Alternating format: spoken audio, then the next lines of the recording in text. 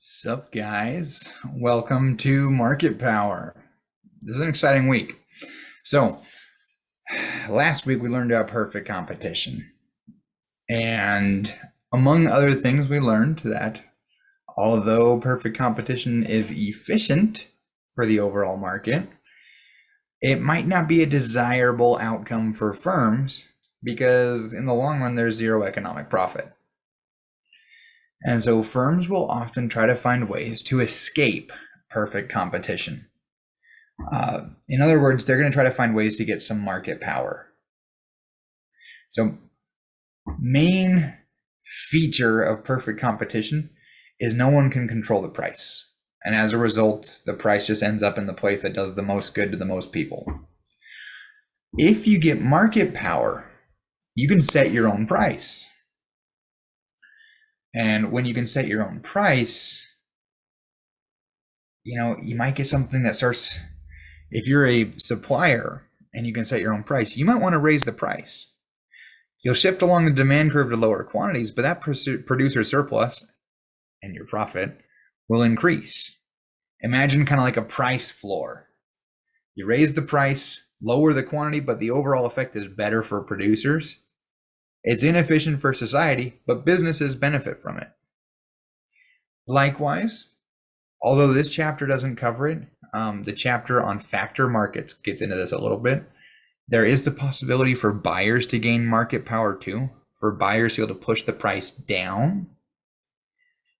That's a condition called monopsony, which we're not going to focus on in this class, but is interesting. And you can do the chapter on factor markets for extra credit if you want. Anyway, but they basically do the opposite. They're going to use their market power to push prices down and increase consumer surplus. Let's see. But let's focus on the supply side. We're talking about businesses with market power. Where does market power come from? There's a few places. There can be cost advantages, like economies of scale. There can be legal protections, like patents and copyrights, saying, I'm the only one allowed to sell this good.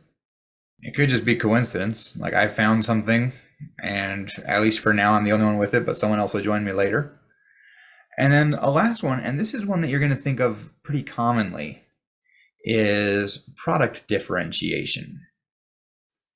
That was one of the assumptions of perfect competition, was that everyone was selling the same thing. Well, if you can convince your consumers that your product is different, that can give you market power. So if I say, hey, I'm making this luxury car that, in addition to being sweet and awesome, it also is an electric car that's going to be self-drivable, my car is no longer the same as everyone else's. I have found ways to make it look different from yours.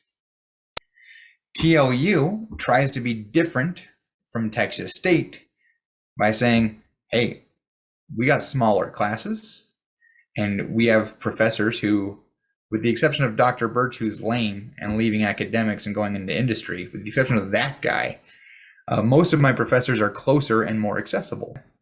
Those things make TLU seem a little more special. And as a result, you're willing to pay a little bit more than you would at Texas State. So there's lots of ways a firm can get market power. Those ways are going to happen for the most part outside of our models in this class. I can say, hey, this firm got a patent, and so now they went from dealing with competition to being a monopoly. Or I can say, this person had more competitors enter the market, so their demand curve has changed. It's like we can mess with it, but most of that stuff's going to be outside of the model. So in this chapter, we learn how the model works. And it looks a lot like principles. Okay? There is a demand curve and a marginal revenue curve. There's a whole discussion about how elasticity plays in that. Okay? So heads up on that. I made a video about it though. It's in the playlist. And the gist is still the same as perfect competition, The business wants every good sale. It wants every sale where the marginal revenue, their marginal benefits, are greater than their marginal cost. And in a single price scenario, which is what Chapter 9 covers, Chapter 10 will explode this paradigm, but for now, let's just do single prices. Yeah, they're going to choose their quantity and price. We'll have them choose quantity first, and then whatever the quantity is, they'll choose the highest possible price at that quantity, the price on the demand curve. So it should feel very similar to principles, although we're now doing it with equations instead of graphs that we eyeball. But we find where marginal revenue is marginal cost because that's the quantity that has gotten every transaction where the money going in is greater than the money going out. Every time marginal revenue is higher than marginal cost, we want that sale because the money in is greater than the money out. After a while, we stop because the additional revenues are less than the additional costs. Right? Why don't most businesses stay open 24 hours a day? Because at night, the marginal revenue is less than the marginal cost. For most businesses, it costs more to stay open another hour in the middle of the night than you would gain in revenue from new customers coming in the middle of the night. Some businesses are the exception, but most shut down. Okay, this is a very normal thing. Yeah. Something new in this chapter is the learner rule, which is actually really cool. It ties elasticity into this. Elasticity, remember, is a measure of how responsive your consumers are. And it turns out that that is linked to how good your market power is. Okay, if consumers are super elastic, if the demand curve is really flat, then if you raise prices, you're going to lose a crap load of consumers. And it's probably going to be a very bad idea. And so if you are dealing with a very flat curve, there's only so much you can actually mark up your product. Like, you're not going to mark it up far because you will wreck your demand curve if you do. I guess the demand curve will be the same, but you'll wreck your quantity if you do. On the other hand, if you have a very steep supply curve, very steep demand curve, very inelastic consumers, you can increase the price a lot, but only scoot the quantity a little bit. And so you can gain a ton of money. Let me actually share an example, an infamous example. I don't know how many of you guys remember this guy. I probably talked about him in principles, but I don't know. Let me find one of his smirk pictures.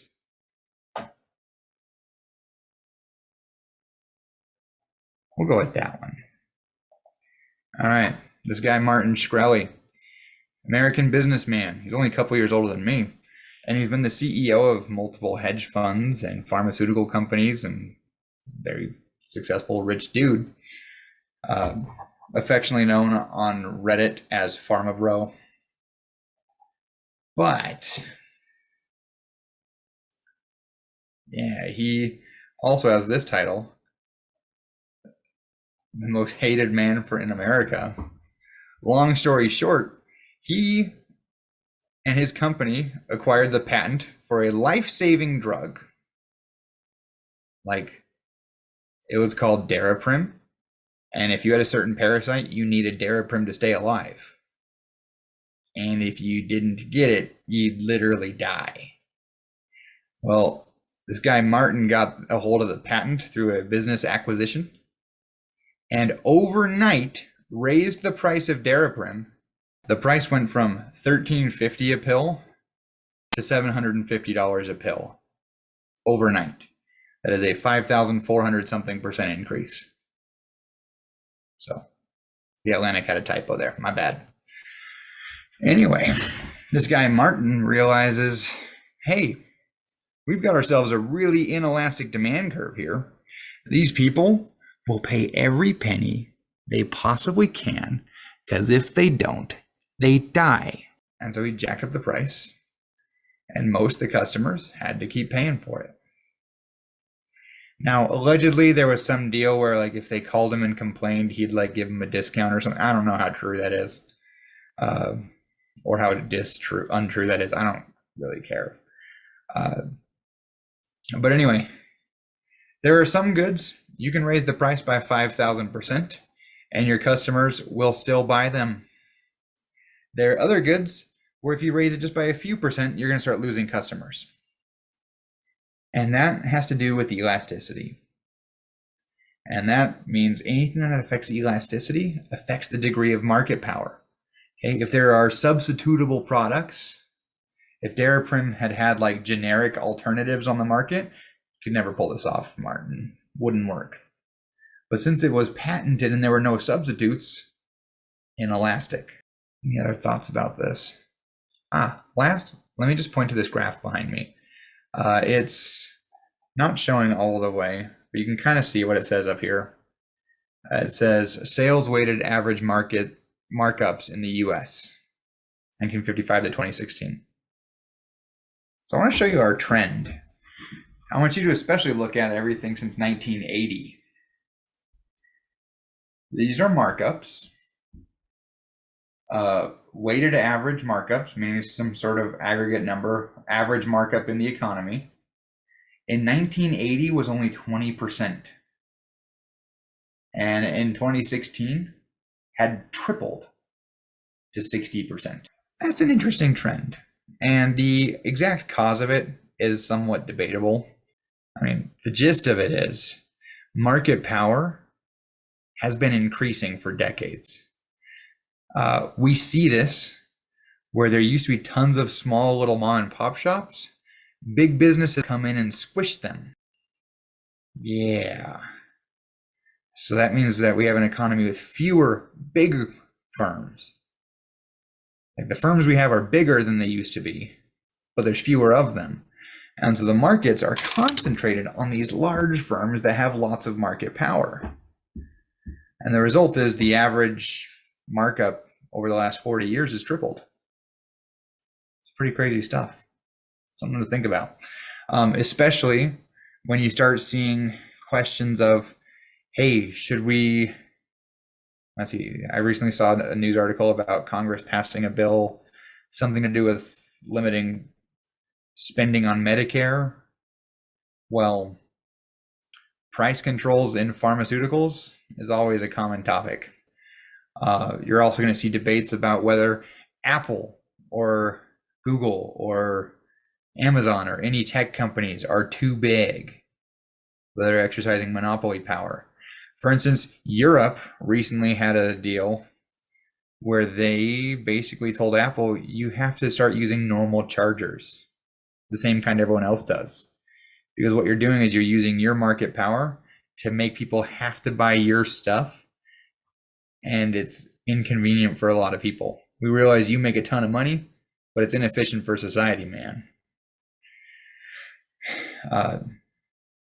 Anyway, that's our market power primer. Watch the technical videos, practice, practice, practice.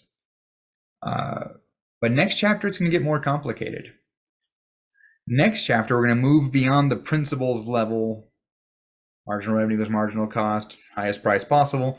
We're going to deal with much more complex pricing schemes, and there's quite a few of them. And then in the next chapter, it gets even more complicated because most of the time, there's not just one business. There's multiple. And so we're going to focus on the mathematically convenient case where there's two firms, although it's not hard to go from there to 3 or 4 or n firms, which is whatever number you want. But yeah, so this is where market power ended in principles. This is just where it begins in this class. After this, we're going to have the pricing chapter, the oligopoly chapter, and then the game theory chapter, which are basically all three, all about market power. So it's going to be a fun month coming up. The stuff's going to be kind of hard to learn, some of it, but I think it's really interesting, and I hope you do too. So that's all. Good luck, guys. Peace out. Enjoy those discussion forums, and happy econing.